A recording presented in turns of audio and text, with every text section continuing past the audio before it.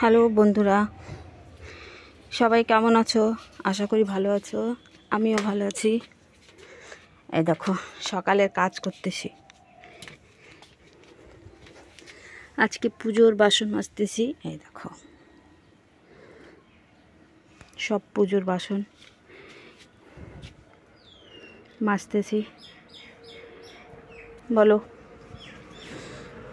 সবাই কি করছো? দেখো আমাদের এদিককার অবস্থা দেখেছো, পিছলা হয়ে গেছে। দুব্বা ঘাস আনতে যাচ্ছি, দেখেছো?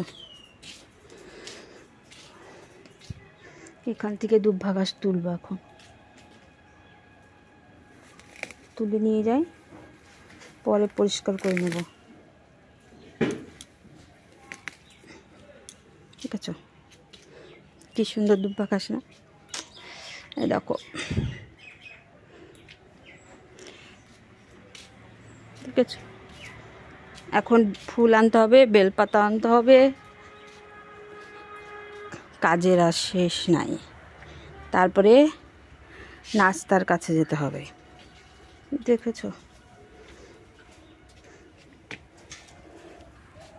শুভ সকাল। আশা করি সবাই ভালো আছো, ভালো থেকো, সুস্থ থেকো। আর আমার চ্যানেলে সবাই সাবস্ক্রাইব করো।